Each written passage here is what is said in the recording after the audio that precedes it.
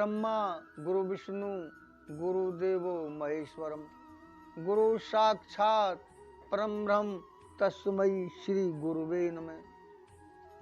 आज सेवा भाव के विषय में चर्चा रखते हैं। सेवा भाव प्राचीन काल से ही भारत संस्कृति का अभिन्न अंग रहा है। सनातन धर्म में तो सेवा को धर्म का सार बताया गया है। प्राणी मात्र और प्रकृति की सेवा का भाव सनातन धर्म की पूजा पद्धति और मान्यताओं से समाहित है। सेवा के भी कई श्रेष्ठ रूप वर्णित हैं। इनमें मानव की माधव सेवा भगवान जैसी तुल्य सेवा मानी गई है। कहा जाता है कि मानवता की सेवा करने वाले हाथ उतने ही धन्य होते हैं जितने कि परमात्मा की प्रार्थना करने वाले अधर। निसंदेह सेवा मानव की ऐसी सर्वोत्तम भावना है जो उसे पूर्णता प्रदान करती है। सेवा भाव ही मानव जीवन की वास्तविक सौंदर्य और श्रृंगार है। मानव समाज के भीतर सेवा भाव का होना परम आवश्यक है।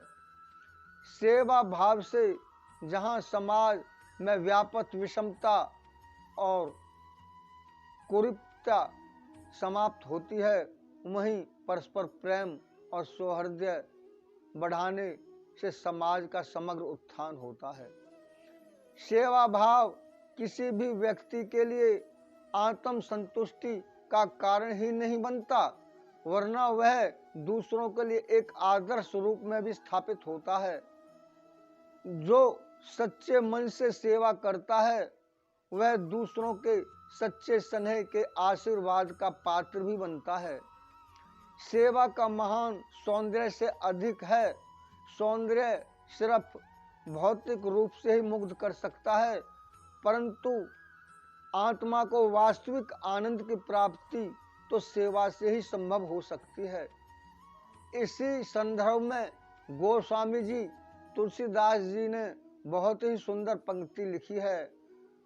परहित सरिस धर्म न, अर्थात दूसरों की भलाई से बढ़कर कोई भी धर्म नहीं है।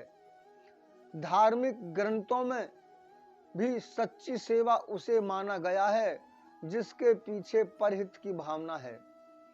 हमें सेवा की भावना जीवन में आवश्यक व्रत के रूप में ग्रहण करनी चाहिए। बच्चों में सेवा भाव विकसित करने के लिए परिवार और विद्यालय सबसे आदर्श संस्था है। अभिभावक और शिक्षकों का दायित्व है वह सब बच्चों के समक्ष अपने आचरण से ऐसा उदाहरण प्रस्तुत करें जिसे देखकर बच्चों में सेवा भाव का संस्कार उत्पन्न हो। श्री राधे श्री राधे श्री राधे श्री राधे।